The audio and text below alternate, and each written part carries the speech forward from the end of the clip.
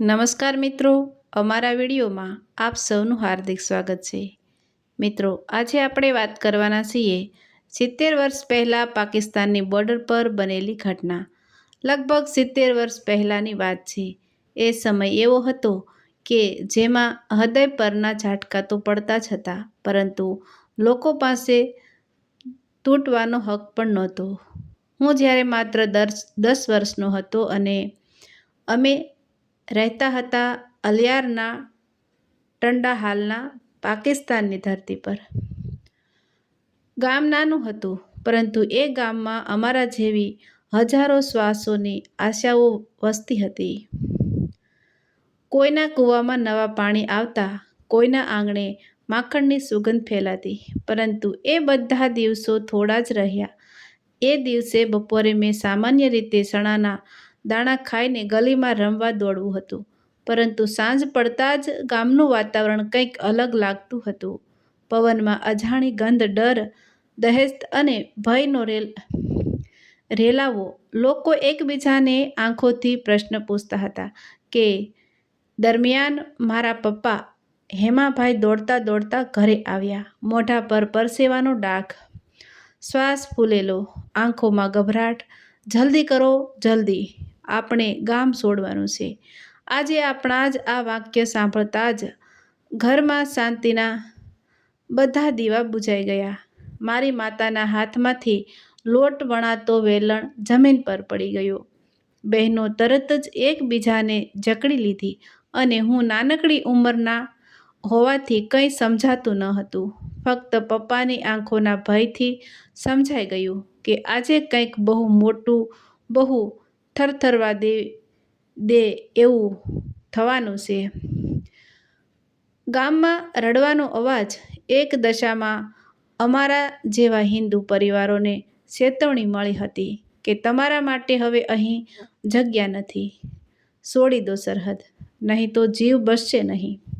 અમારા ગામમાં ક્યારેય ધર્મનો વિવાદ જોયો નહોતો। લોકો સાથે મળીને જીવન જીવતા। વાતાવરણમાં પ્રેમ હતો, થોડા મતલબી સ્વભાવ તો હતો, પણ હિંસા નહોતી। પરંતુ રાજકારણની આગમાં સામાન્ય લોકોની ઝૂંપડીઓ પહેલાં જ સળગી। એ હકીકત અમે એ દિવસે જાણી। બળદગાડો, ઘરનો ધુમાડો અને દહેશતભરી રાત। અમે બળદગાડામાં ઘરનું થોડુંક સામાન, કાપડ, દાણા અને જૂનો ચોખાનો ખોરડીયો, થોડી વાટકીઓ। અમે મારી રમકડાની લાકડાની ગાડી બધું ભરવાનું શરૂ કર્યું। લોકો ચીસો પાડતા, રડતા અને ભાગતા હતા। કોઈ માતા એના શિશુને શરીર સાથે સોંટે લગાવી દોડી રહી હતી। કોઈ એક હાથમાં ભગવાનની મૂર્તિ અને બીજા હાથમાં અનાજની ગાંઠડી લઈ ભાગતો હતો, અને કોઈના તો ઘરે હાલ જ આગ લગાડવામાં આવી હતી। આગની લપાટાઓએ રાતોનો અંધકાર ફાડી નાખ્યો હતો। ધુમાડા વચ્ચે ખેડૂતો, સ્ત્રીઓ, વૃદ્ધો બધા પ્રાણ બચાવવા છટપટાવતા હતા। સરહદ જીવન અને મૃત્યુનું સીમાડું અને ગામ છોડીને સરહદ તરફ જતા હતા। અમારી પાછળ ગગનભેદી ચીસો, આગના દહાડા અને અજાણ્યાઓનો ત્રાસ। જ્યારે અમે સરહદના થોડી દૂર પહોંચ્યા, ત્યારે અચાનક સૈનિકો અને ટોળા દેખાયા। રોકો, રોકો, કોઈને આગળ જવા નહીં દો। આ ચીસ સાંભળતા જ બધા લોકો પલટી ગયા। બળદગાડા પછડાતા ખાતા, લોકો ધક્કામુક્કી કરતા, સ્ત્રીઓ જમીન પર પડતી, બાળકો છૂટા પડી રહ્યા, રડવા લાગે। ભયનું તોફાન હજી અટકવાનું નહોતું। અમારા ઘરમાં એક જ વસ્તુ એવી હતી કે જે પપ્પા હંમેશા કહેતા કે બધું સળગી જાય તો ચાલે, પણ આ ડોક્યુમેન્ટની ફાઇલ બચાવી લેવી। એ ફાઇલમાં અમારી જમીનના કાગળો, ઓળખપત્રો અને ગુજરાતથી પાકિસ્તાન સુધીના અમારા પૂર્વજોની સફરની યાદો હતી।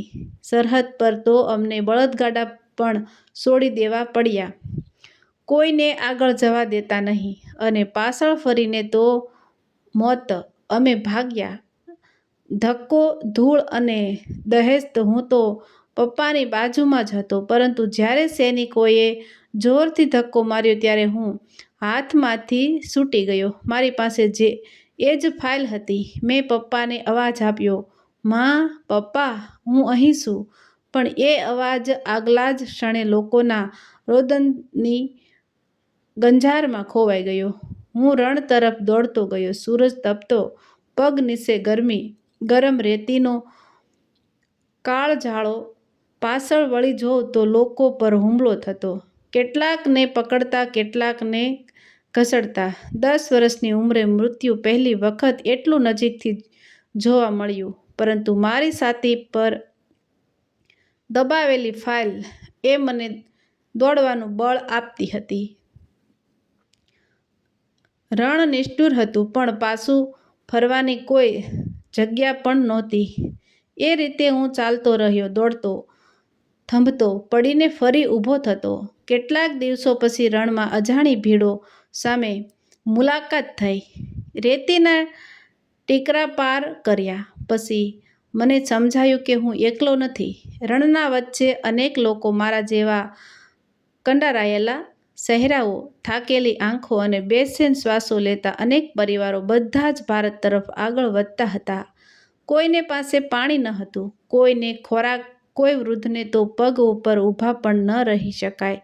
નાની છોકરીએ પાણી માટે રડતા મેં સાંભળ્યું, "મમ્મી, ગળું સુકાઈ ગયું છે." માતા પાસે પાણી નહોતું, પણ તેણે ગળે લગાવી કહ્યું, "થોડું આગળ જઈએ તો મળશે દીકરી, બસ થોડી હિંમત." આ તો આખા પીડિત માનવ માત્રનું પ્રવાસ હતું. એક દેશમાંથી બીજા દેશ તરફ, માત્ર જીવવા માટે. દિવસો સુધી રણમાં ભટક્યા પછી થાકેલા પગ, સૂકી આંખો અને ખાલી પેટ લઈને અમે કચ્છના ધોળાવીરા નજીક પહોંચી ગયા. ધોળાવીરા ઇતિહાસનો સાક્ષી, સિંધુ સંસ્કૃતિનો મોક્ષ રક્ષક. એ જમીન પર પગ મૂકતાં લાગ્યું કે જાણે કોઈએ માથા પર હાથ ફેરવીને કહ્યું હોય, "લીલા, હવે સુરક્ષિત છે." અમારી જેમ હજારો લોકો ત્યાં પહોંચ્યા હતા. કોઈ જિંદગી બચાવીને ખુશ હતો, કોઈ પોતાના પરિવારને પાછળ છોડી આવ્યા હોવાથી રડી રહ્યો હતો. આ તો શરૂઆત હતી. અમારા ઘરનું સળગવું, સપનાઓનું તૂટી પડવું અને દેશના ભાગલા સમયે માનવી પીડાનો સાક્ષી બનેલો મારો મન ધોળાવીર રણની વચ્ચે એક એવી જગ્યાએ જ્યાં પવન રેતીના ધુમાડા ઉડાડતો હોય, પણ એ પવનમાં અજાણી શાંતિ પણ છુપાયેલી હોય. અમારા પગો એ ધરતીને અડી ત્યારે પ્રથમ વખત લાગ્યું, હા, હવે મૃત્યુનું સાથ છોડાયું હશે. પણ હકીકત તો હજી કઠોર હતી. રણમાં ચાલીને આવેલા હજારો લોકો ભૂખ્યા, તરસ્યા અને શરીરથી તૂટેલા. તેથી ધોળાવીર હવે શરણાર્થીઓની વ્યથા લખાતું નવું ગ્રંથ બની ગયું હતું. શરણાર્થી કેમ્પ જીવનની સૌથી કઠોર શાળા. ભારત સરકારે અને સ્થાનિક લોકોની મદદથી મોટા તંબુઓ નાખવામાં આવ્યા હતા. પણ લોકો એટલા કે દરેક તંબુમાં 10-15 પરિવારોને ભેગા રહેવું પડતું. મારે તો એ દિવસોમાં દરેક ચહેરો એક પુસ્તક જેવો લાગ્યો. દરેક પુસ્તકમાં ભય, પીડા, મૌન, રડકા અને આંખોમાં એક જ પ્રશ્ન, "અમારું ઘર ક્યારે મળશે?" મારી મા અમને તંબુના ખૂણે બેસાડી સંભળાવતી, "બેટા, ભગવાનને જીવ બચાવ્યો એ જ મોટું છે. બાકી ઘર વહાલ ફરીથી ઊભું કરીશું." પણ એ શબ્દોમાં એક માતાની કંપારી છુપાયેલી હતી, જેને હું નાનો હોવાથી સમજતો ન હતો, પણ આજે સમજાય છે. ભાવનાઓને છુપાવવા માતાનું હૃદય કેટલું ઊંડું હોય છે. પિતા સાથેની પુનઃમુલાકાત જીવનનો સૌથી મોટો ચમત્કાર. મેં ફાઇલ બચાવીને દોડ્યું તો હતો, પણ મારા પપ્પા, તેમનું શું થયું હશે? આ પ્રશ્ન મને ધોળાવીરામાં દરેક ક્ષણે સતાવતો. હું રોજ તંબુઓની વચ્ચે દોડતો, પરિવારને શોધતો, પરંતુ હજારો સહેરાઓમાં પપ્પાનું સહેરું ક્યાં? એક સાંજ સૂર્ય રણના આકાશમાં ગુલાબી થતો, લોકો રસોઈ માટે લાકડા ભેગા કરતા, ત્યારે એક અવાજે મારું શરીર અટકી ગયું. દીકરા, લીલા, મારો લીલો દીકરો. એવા અવાજ, એ કંપારી મારે જીવનભર ભૂલાય નહીં. પપ્પા, પપ્પા. હું દોડીને એમના ગળે પડી ગયો. તેમનું શરીર કમજોર, કપડાં ફાટેલા અને આંખોમાં રણનો ધૂળ જ નહીં, પીડાનો દાજ પણ હતો. પણ એ દિવસ મારી નાની બાળ દુનિયામાં સૌથી મોટો ઉત્સવ બની ગયો. રણમાં લોકોની મદદ, માનવતાનો જીવંત ચહેરો. કચ્છના લોકો અને સમયે દેવ જેવી મદદ કરતા હતા. સ્થાનિક મહિલાઓ શરણાર્થીઓ માટે માટીના ઘડામાં પાણી લાવતા. પાણીનો એક એક ઘૂંટો એ દિવસમાં એવી લાગણી આપતો કે જાણે જીવન પાછું મળી ગયું. ઘણા લોકો રોજ સાંજે તાજા જવારના રોટલા, મીઠી ચટણી અને છાશ લઈને આવતા. તેમણે ક્યારેય પૂછ્યું નહીં કે તમે ક્યાંથી આવ્યા, શું લાવ્યા. તેઓ ફક્ત કહેતા, તમે અમારા મહેમાન છો, અહીં તમારું સ્વાગત છે. ભારતીય સૈનિકો શરણાર્થીઓને સલામત રાખવા રાત દિવસ પેટ્રોલિંગ કરતા. તેમના કારણે જ અમારા જેવા અનેક લોકો નિર્ભય થઈને જીવી શક્યા. ભારત આવ્યો, પણ મન પાકિસ્તાનની આગમાં સળગતું. સ્થળ બદલી લીધું હતું, પણ અંદરનું ગામ, અમારા ઘરનો ખોળો, અમે રમેલી ગલીઓ, બાપાએ વાવેલી ખેડ, બહેનું ઝાડ પર બાંધી રાખેલું ઝૂલ, બધું ત્યાં પાકિસ્તાનની ધરતી પર રહી ગયું હતું. અમારા જેવા હજારો લોકોએ એ સમય એવું જ અનુભવ્યું કે અમે દેશમાં આવ્યા છીએ, પણ આપણું અડધું જીવન પાછું રણમાં પડી ગયું છે. શરણાર્થી કેમ્પમાં રાત્રે લોકો સૂતા ત્યારે રડવાનો અવાજ આવતો. કોઈ પોતાના ભાઈને ગુમાવી બેઠો હતો, કોઈ સ્ત્રી પતિ વિના આવી હતી, અને કેટલાક બાળકો તો માતા પિતાને સરહદ પર જ ગુમાવી આવ્યા. એક દિવસ બપોરે અચાનક કેમ્પમાં હાહાકાર મચી ગયો. બધા દોડ્યા, કોઈ ચીસ પાડતો, કોઈ રડતો. એક પરિવારનો નાનો છોકરો રણમાં ભટકતા તરસથી મૃત્યુ પામ્યો હતો.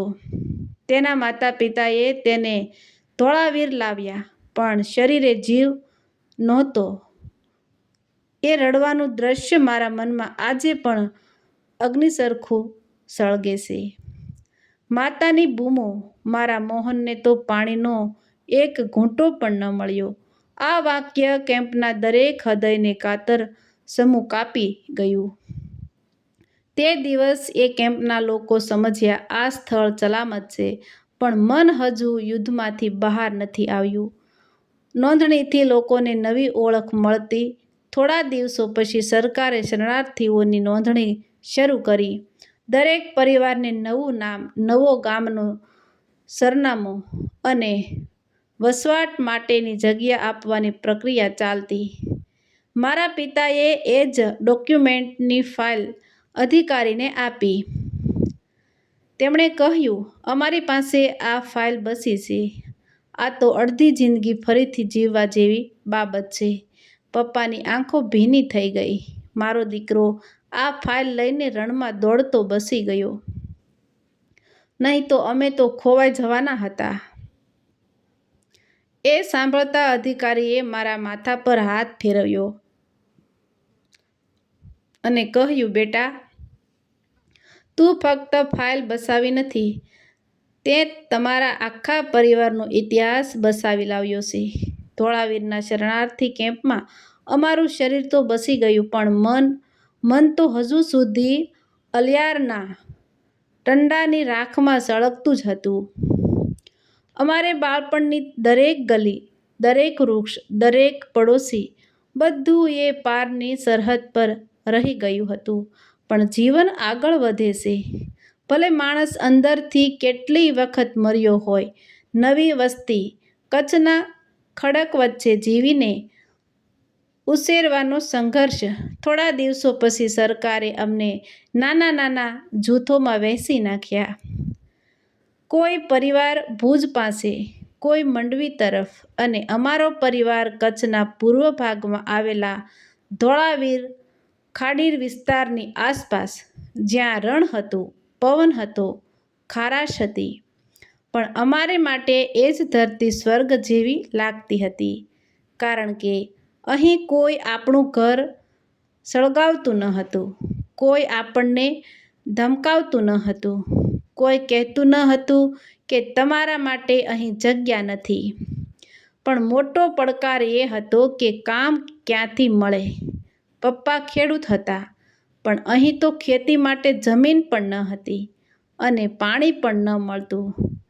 તેમણે પોતાના પેગલા પકડી અને ઘર ઘર જઈ પૂછ્યું, ભાઈ, કોઈ કામ મળતું હોય તો કહેજો. બાળકો છે, વહાલીઓ છે, જીવી લેવું છે. કોઈ દયાળુ કચ્છી લોકો કહી દેતા, આવો રણમાં ખેતર સપાટ કરવાનું છે, દિવસનું થોડું મજૂરી મળશે. અને પપ્પા રણનો બળદ જેવા મહેનત કરતા. ધૂળ, પવન, કડકડતી દુબેરી, પણ એમણે ક્યારેય ફરિયાદ નહોતી કરી. એક દિવસ પપ્પાએ કહ્યું, દીકરા, અમે જીવ્યા એ જ પૂરતું છે, બાકી મહેનતથી બધું ફરી ઊભું કરી લઈશું. અને એમના શબ્દો જ અમારું શસ્ત્ર બની ગયા. રસોડામાં ધુમાડો નહીં, નવા સપનાઓનો પ્રારંભ. મારી માતા પણ બેસી રહેતી નહોતી. તેણે ગામમાં રોટલી વણવાની, ઘઉં પીસવાની અને અન્ય સ્ત્રીઓને મદદ કરવાની નોકરી પકડી. દરરોજ સાંજ પડતા તે થાકી જઈને કહેતી, લીલા, તુલસીમાંનો દીવો બળતો રાખજે. ભગવાન, આપણું ઘર તો સળગ્યું, પણ આશા ન સળગે એ જોવાનું છે. અને હું દીવો બળાવતો. વાતાવરણ અંધકારમય, પણ એ દીવો અમને શીખવતો, અંધકાર સામે પ્રકાશનું એક કણ પણ ઘણું હોય છે. કચ્છી લોકો માનવતાના જીવંત દેવદૂત. અમારી હાલત જોઈને ઘણા લોકો મદદ કરવા આવતા. કોઈ અનાજની થેલી આપતો, કોઈ જૂના કપડાં, કોઈ કામ શોધવામાં મદદ. એક કચ્છી દાદાએ તો પપ્પાને માથા પર હાથ ફેરવી કહ્યું, ભાઈ, તોય તમારું ઘર બળી ગયું હશે, પણ અહીં તમે નવું ઘર ઊભું કરી શકો છો. આ રણ બેરણ છે, પણ મહેનતુ માણસને ક્યારેય ભૂખો ન મરે.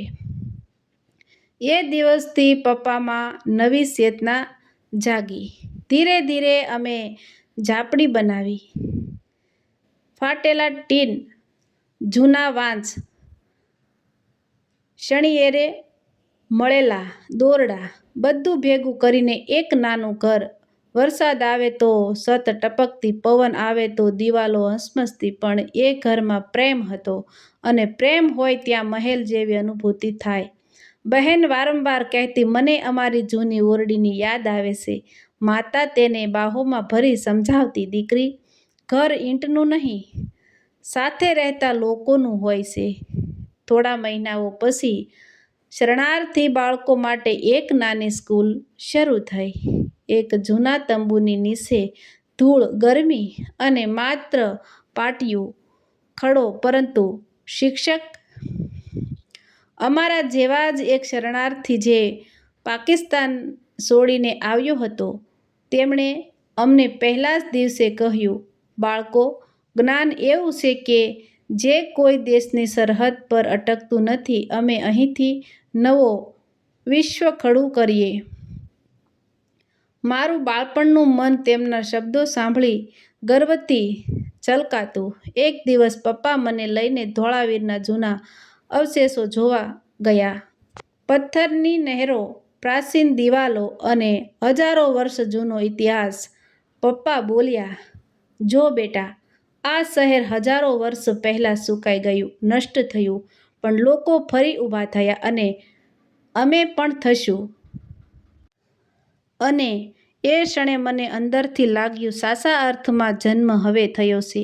વર્ષો પછી રણમાં વરસાદ પડ્યો, જમીન પર લીલી ઘાસ દેખાઈ, આકાશમાં પ્રથમ ધનક. માતા ખુશ થઈ, પપ્પાની આંખોમાં આંસુ અને અમે બાળકો વરસાદમાં નાચવા લાગ્યા. એ દિવસ અમને લાગ્યું કે દેવીએ આખરે અમારું દુઃખ સાંભળ્યું. પપ્પાએ પોતાનું નાનું ખેતર બનાવ્યું, થોડી જવાર, થોડું કપાસ, પણ એક પાકમાં અમને વિશ્વ દેખાતું હતું. યાદો ક્યારેક દુઃખ દે, પરંતુ આગળ વધવાનું શીખવે. અલિયારનો દંડો, અમારા બાળપણની ગલીઓ, ઘરના ખૂણા આજે પણ યાદ આવે ત્યારે આંખો ભીની થઈ જાય છે. પરંતુ એ દિવસોની પીડાએ અમને શીખવી દીધું કે માનવીને ઘર સળગે તો પણ આશા સળગવા ન દઈએ તો જીવન ફરી ઊભું થઈ શકે છે.